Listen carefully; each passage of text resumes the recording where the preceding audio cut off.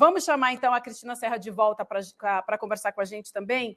E a gente vai ter, então, essa entrevista agora com o Lincoln Gaquia, que é promotor de justiça do GAECO, Grupo de Atuação Especial no Combate ao Crime Organizado, de Presidente Prudente. Promotor, bom dia. Seja muito bem-vindo ao ICL. Eu, desde já, agradeço a sua disponibilidade. A gente sabe que vários canais estão tentando falar com o senhor, então é uma oportunidade, uma honra recebê-lo aqui hoje para a gente falar sobre esse tema e sobre também a grande prestação de serviço que o senhor faz ao nosso país. Bom dia, seja bem-vindo. Bom dia, obrigado a todos vocês. É um prazer aí poder participar desse programa. Então, só para a gente contextualizar, o promotor ele é um dos alvos da facção criminosa que pretendia sequestrar e matar autoridades, entre elas o senador e o promotor também que estava nessa lista. Né? O promotor Lincoln, para quem não sabe, ele investiga o PCC há quase 2 décadas. Ele vive, gente, com escolta permanente, com homens armados de fuzis e metralhadoras, não pode viajar. Ele mesmo vai dizer isso para a gente. Não pode ir ao cinema, recebe pelo menos uma ameaça de morte por mês. Essa é a vida do promotor desde o final de 2018, 2019, quando ele pediu na Justiça a remoção para presídios federais da liderança do PCC. A gente está falando do Marcola, apontado como a principal liderança. E aí o promotor pediu essa remoção para os presídios federais e, desde então, o senhor vive com essa sombra, o senhor vive com um target nas suas costas, com um alvo. Mas o que eu queria comentar com o senhor, logo de início da nossa entrevista aqui, é que a Folha de São Paulo amanheceu com essa notícia de que o senhor está no topo da lista do PCC, né, por conta dessa transferência do Marcola, mas a gente sabe que Bolsonaro e Moro atribuem a eles essa transferência. Inclusive, durante a campanha eleitoral e nos 2 últimos debates na Band, o ex-presidente Bolsonaro disse isso, que essa transferência foi feita por ele e pelo Moro. Então, para começar, eu gostaria que o senhor esclarecesse, até porque é muito importante a gente deixar isso claro, que isso é uma mentira, porque, no final das contas, quem vive com o alvo nas costas é o senhor e não os dois. Bom, esse é um assunto bastante delicado para mim, mas eu vou ter que historiar, né, para vocês rapidamente. Em 2018, especificamente em setembro de 2018, a nossa equipe aqui do GAECO, junto com a administração penitenciária, a Polícia Militar de São Paulo, a Polícia Civil, nós descobrimos um plano de resgate do Marcola e outras lideranças aqui da Penitenciária 2 de Venceslau, no interior de São Paulo, região oeste.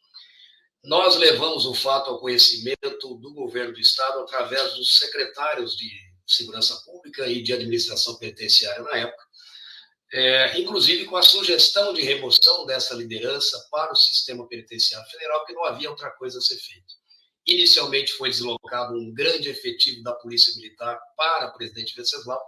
Nós chegamos a ter lá 200 policiais dia no entorno do presídio. Você faz uma ideia de que eles trabalham 4 dias seguidos lá, e depois eles têm os seus dias de folga, e isso acabou até desguarnecendo a região metropolitana de São Paulo de forças especiais como Rota, tropas de choque, etc.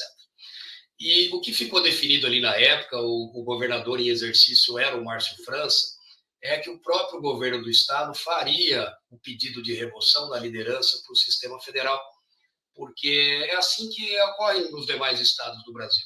O Rio de Janeiro é o próprio estado que pediu a remoção do Fernandinho Beiramar, a remoção do Marcinho VP e outros criminosos importantes para o sistema federal. Não foi um delegado de polícia, não foi um promotor de justiça individualmente que fez isso. Mas em São Paulo, mesmo depois de terem aceito fazer a remoção, acontece que o então governador perdeu as eleições, no final de 2018, o Márcio França, e aí eles desistiram simplesmente não fariam mais a remoção. E eu, portanto, tive que fazer sozinho esse pedido através do Ministério Público. Esse pedido ele é feito para um juiz de execução criminal estadual na capital do estado, e foi isso que eu fiz.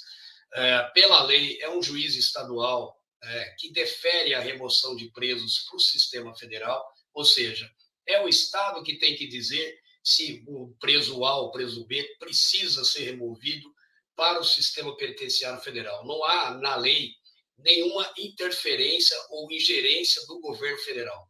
O governo federal, através do DEPEN, o único papel que ele desempenha nesse caso é verificar quais presídios federais, que nós temos 5, esses presos serão alocados. Mais nada. Ele não tem nenhuma gestão de mérito no pedido, quer dizer, eu vou transferir um preso estadual, isso não é permitido pela lei. Então, a decisão foi de um juiz estadual a partir do meu pedido pelo Ministério Público.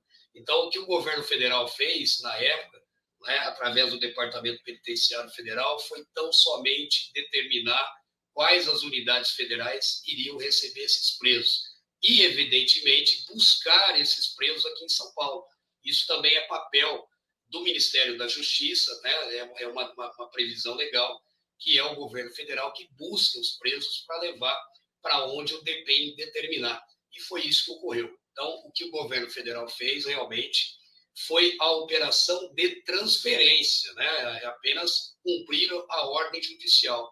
Então, não houve nenhuma ingerência, nem do governador Dória, né, que à época também disse que foi dele a remoção, nem do ex-presidente Moro, e também nem do ex-presidente Bolsonaro, nem do ex-ministro Moro.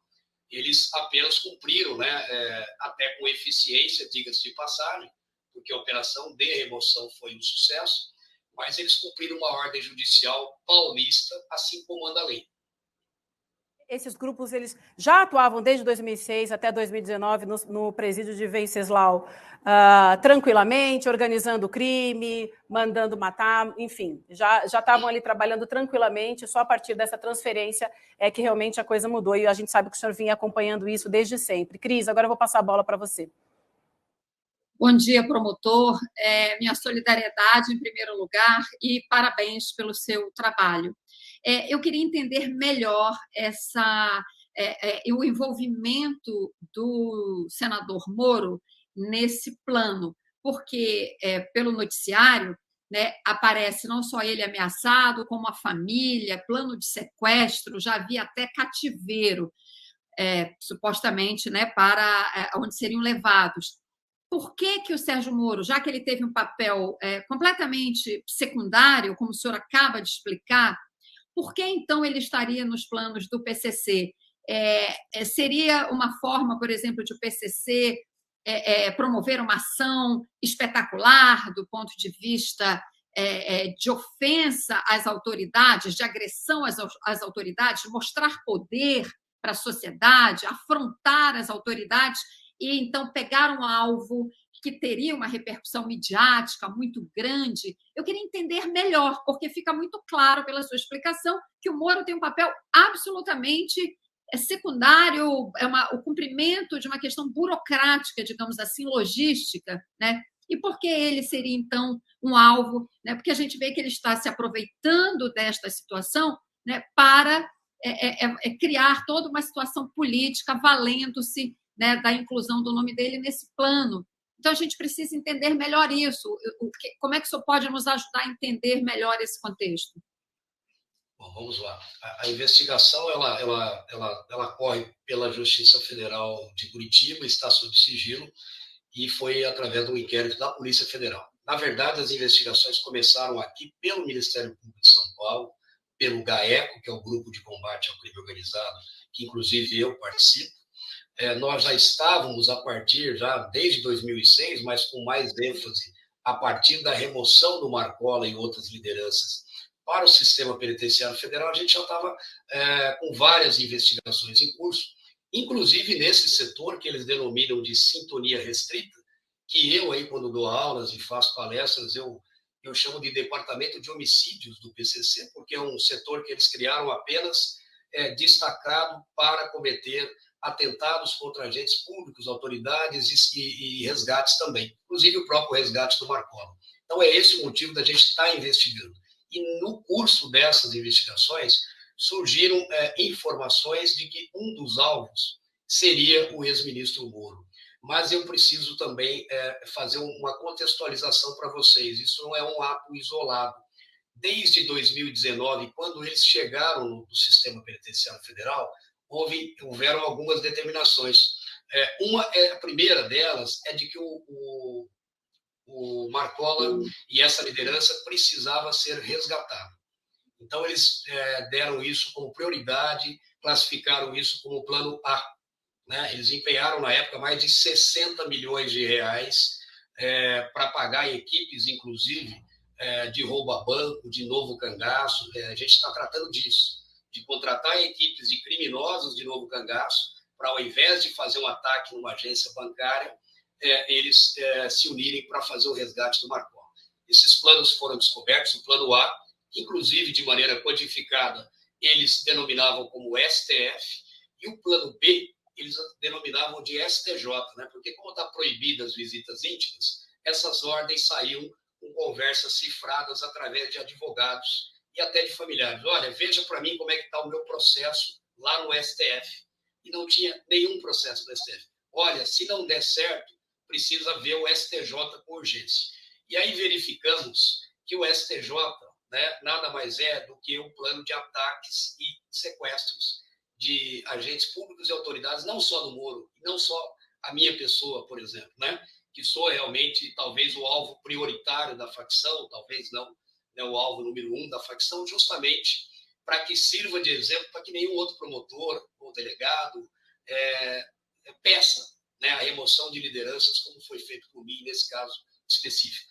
Mas, voltando ainda ao caso do Moro, o que ficou, o que nós verificamos lá? Quando surgiu a notícia de que um dos alvos poderia ser o ex-ministro Moro, inclusive nós colhemos mais informações, tem uma testemunha protegida que está no programa de proteção da testemunha, que também confirmou, ratificou essa informação.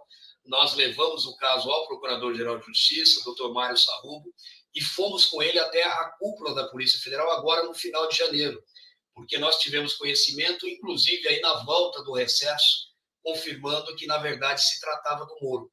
E aí corremos para Brasília, levamos para a Polícia Federal, para a cúpula da Polícia Federal, eu mesmo assinei esse ofício, e também tivemos que comunicar as polícias legislativas. Por quê? Porque o Moro é senador eleito e a esposa é deputada eleita.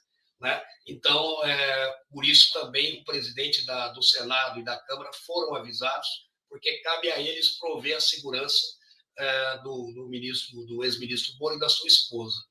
E então, isso foi uma ação que começou no Ministério Público, foi instaurado um inquérito lá em Curitiba pela Polícia Federal, porque a residência do Moro e dos familiares em Curitiba, e nós fizemos uma ação integrada com a Polícia Federal, nós colaboramos com a Polícia Federal, e eu, inclusive, conversei pessoalmente, fui eu e o Procurador-Geral que avisamos o ex-ministro Moro e a Rosângela Moro, sua esposa, da existência desse plano, evidentemente não com todos os detalhes, mas para que eles ficassem tranquilos que nós estávamos investigando e iríamos também acionar a Polícia Federal. Eu, inclusive, prometi ao casal que em 3 meses nós encerraríamos essa investigação e conseguimos fazê-lo em 45 dias. É um belo exemplo de uma operação de inteligência, de uma ação integrada do Ministério Público com a Polícia Federal, que agiu de forma republicana, eu quero registrar aqui, né, sem nenhum partidarismo, atendeu imediatamente à representação do Ministério Público, e nesse caso específico nós agimos de maneira integrada e coordenada, todos os dias nos comunicando, a minha equipe aqui do GAECO em São Paulo com a equipe da Polícia Federal, e graças a Deus nós tivemos essa solução. O plano realmente existe, ele já estava em execução há mais de 5 meses, portanto não é um problema deste governo atual, né? O plano, nós temos inclusive recibos de pagamento de aluguel de chácara, veículos blindados que foram levados para Curitiba, armamento, aluguel de sala comercial no mesmo prédio em que o ex-ministro tem um escritório político, aluguel de casa próximo à casa, o apartamento do ministro, imagens dos criminosos seguindo, né, a rotina do ministro, dos familiares, enfim. É uma prova muito robusta que nós, inclusive, compartilhamos e ajudamos a Polícia Federal nisso, e a Polícia Federal fez de maneira muito eficiente. Né? Eu quero até aplaudir e agradecer a ação da Polícia Federal nesse caso. E tem outras agentes também, no Mato Grosso do Sul, em Porto Velho, quer dizer, não sou só eu, não é só o Moro. E qual seria o objetivo, na minha opinião? Justamente o que você falou, a participação do Moro, que desagradou não só a cúpula do PCC, mas de todas as organizações criminosas, foi quando ele restringiu as visitas íntimas no sistema penitenciário federal. Ele baixou uma portaria que proibiu visitas íntimas no sistema penitenciário federal, justamente quando entrou o Marcola e a cúpula, eles entraram em fevereiro de 2019. No sistema federal, eles já pegaram essa situação de não poder ter visita íntima, né? Que para eles é um caos, até porque eles costumam também usar os familiares para levar e trazer ordens, né? Por isso até que eu defendo, sou contra a visita íntima no sistema federal. Enfim, a portaria virou a lei anticrime. A lei anticrime tem artigo específico vedando as visitas íntimas. Então, o ex-ministro Moro ficou marcado por isso. E, claro, porque é uma figura pública, uma figura que daria realmente muita repercussão, e a gente entende, não dá para cravar, que seria um sequestro pelas circunstâncias dos imóveis que foram locados lá. Por exemplo, a chácara, inclusive, tem fundo falso, parede falsa, por exemplo, para servir de cativeiro, é mais de uma chácara. Então, a gente imagina que poderia ser ações em vários estados, né, para poder forçar a devolução do Marcola para o governo estadual, né, para o sistema penitenciário estadual. É isso que a gente imagina. Promotora, você queria reforçar a sua fala? Então, uma ação de 60 milhões de reais. E embora o ex-juiz Sérgio Moro, atual senador, fosse um dos alvos, o alvo principal era o senhor. O alvo principal dos 60 milhões de reais é o Marcola, é o resgate do Marcola. Sim. Esse é o plano A, que existe até hoje. Acontece que o Marcola voltou para a Penitenciária Federal de Brasília. Eu estive lá no dia 31 de janeiro, fazendo uma visita. Eles têm muita melhoria de segurança. A muralha tem mais de 1 metro de concreto. Ela suporta até carros blindados com explosivo, armamento de guerra, é toda blindada, a guarita toda blindada. Então, enfim, a fuga ou resgate do Marcola, ela é praticamente impossível. E aí o plano B, né, que foi o que eu mencionei para vocês, ele passa a voltar a ter andamento. No caso do Moro, ele está pronto. O Moro só não foi sequestrado ou sofreu atentado, inclusive durante a campanha, porque não houve o start do Marcola e da liderança do PCC. E para isso eles empenharam aí de 3 a 5 milhões de reais desses aluguéis, né, de chácara, de veículos, armamentos, pagamentos de despesa de hotel, enfim, aluguel de salas comerciais. Os 60 milhões é para o resgate. Doutor Lincoln, isso prova que o trabalho da Polícia Federal foi muito eficiente, né? Depois do comunicado de São Paulo, através do senhor e da Procuradoria aqui estadual, comunica-se à Polícia Federal e ela faz o papel dela de maneira muito correta e com proteção total aos envolvidos. Mas, dito isso, eu tenho uma curiosidade. O senhor ficou sabendo da operação de ontem, de que teriam aquelas prisões, e por que ontem? Havia algum sinal de alguma pista mais importante do que nos 45 dias anteriores? Como é que o senhor ficou sabendo dessa operação da PF justamente no dia de ontem? Não, eu não só fiquei sabendo, como eu acompanho a operação desde a instauração do inquérito policial. Como eu disse, eu tenho contato direto, né, diário, não só com o delegado responsável, o doutor Martin, né, que com muita competência conduziu esse caso, o responsável pela delegacia de Cascavel está à frente desse trabalho, pela Polícia Federal, mas nós temos até uma ação, como eu disse, uma ação integrada e coordenada. As equipes do Paraná estavam em contato diário com a minha equipe, né, aqui de policiais militares, equipe de policiais penais, de inteligência aqui do GAECO, durante esses 45 dias. Na verdade, o dia de ontem não foi escolhido aleatoriamente. Esse pedido, evidentemente, está com segredo de justiça, mas ele já foi ajuizado há algumas semanas, né? O próprio pedido de prisão preventiva, temporária, de buscas, mas isso leva um tempo, porque vai para o Ministério Público Federal também opinar nesse processo, que demora alguns dias. Entendi. Depois vai para o magistrado também julgar. Então, foi uma coincidência, né? Se vocês estão falando, por exemplo, infelizmente, da fala do presidente Isso. O Moro falou na sequência, foi uma coincidência, para nós uma infeliz coincidência, inclusive, né, que poderia até atrapalhar aí a lisura de uma operação que foi muito bem conduzida, de maneira republicana e eficiente pela Polícia Federal. Perfeito. Eu quero te dar primeiro parabéns pelo trabalho, me solidarizar pelas ameaças que você e sua família sofrem sistematicamente. Seu trabalho é muito importante para todo o Brasil no combate ao crime organizado. E eu queria te ouvir como um especialista nesse tema. A gente ouviu agora há pouco o Bruno Paes Manso, outro especialista no tema, sobre esse modus operandi do PCC. Desde o assassinato do juiz em Presidente Prudente, que completou agora 20 anos, do juiz Antônio José Machado Dias, o PCC não faz nenhuma ação muito espetaculosa, né, que tenha muito vulto ou um ataque direto contra uma autoridade. Essas ameaças, especificamente contra o Sérgio Moro, parecem estar dentro desse modus operandi, em especial dos últimos tempos, da facção? Veja, eu costumo dizer assim, a facção ela teve vários momentos desde a sua criação, né, nos anos 90. Primeiro, na primeira década, né, eram criminosos líderes aí mais violentos, fizeram várias rebeliões, ataques, quiseram explodir a Bolsa de Valores, por exemplo, o Fórum Mário Guimarães, a Barra Funda, enfim. Com a ascensão do Marcola, nos anos 2002 em diante, eles já passaram por uma fase um pouco mais de atos calculados, né, de ações aí que a gente até denomina de guerra assimétrica. Na verdade, eles agem com natureza terrorista. Depois de 2006, o PCC percebeu que ele perdeu a guerra contra o Estado. Embora ele tenha causado terror, né, ele aterrorizou basicamente a população também.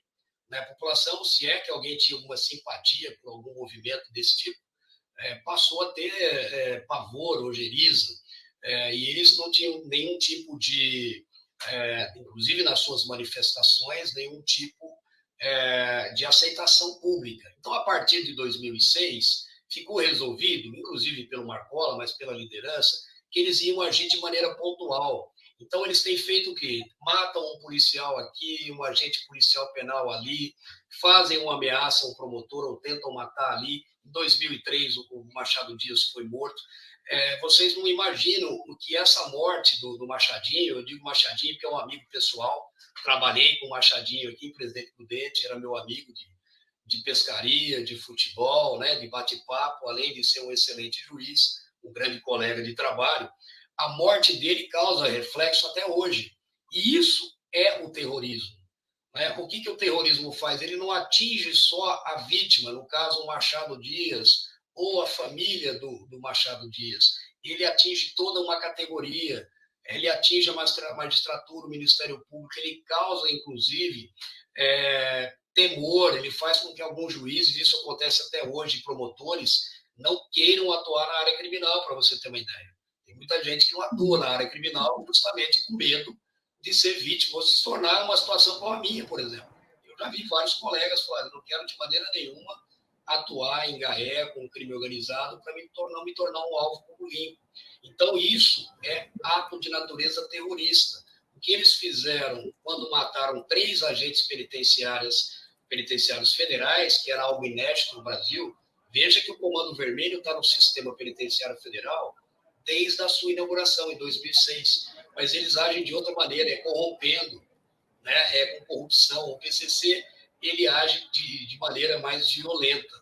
Então, na medida em que eles atacam e matam 3 agentes penitenciários federais, eles causam terror em toda a classe. Então, toda a categoria de agentes penitenciários federais ficam com receio até de agir de maneira mais rigorosa com esses presos. E foi o que acontece. Tivemos planos agora em Porto Velho, nesse mesmo contexto, né, de ataques a agentes públicos, ao próprio Moro e à minha pessoa, tem agentes penais federais e tem comandante, por exemplo, da Polícia Militar de um Estado, que também é alvo.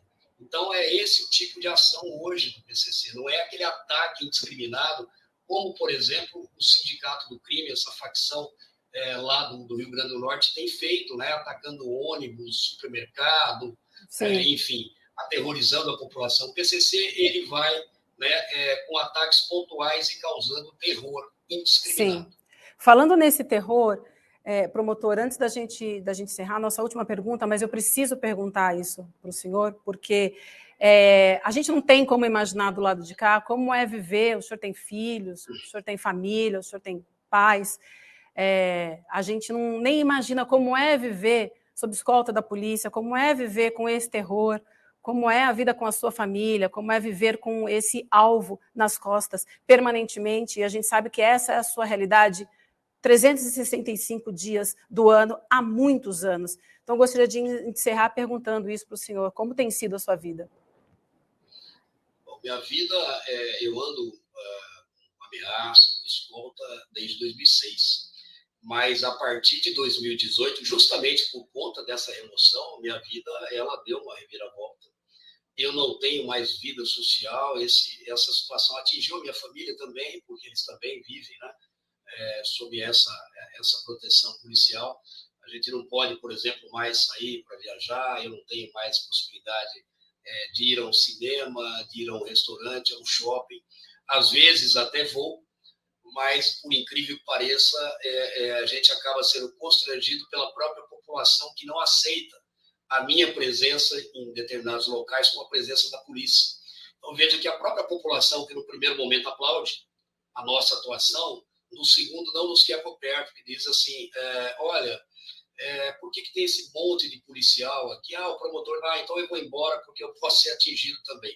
Então, já teve caso de eu me levantar de restaurante e ir embora, eu até procuro não ir, né, porque causa algum tipo de constrangimento. No início, inclusive na escola dos meus filhos, isso há alguns anos atrás, eu vi um grupo de pais que acabaram me mandando errado uma mensagem, dizendo, olha, se vão matar o filho dele, por que o meu tem que morrer? Nós não temos nada a ver com isso.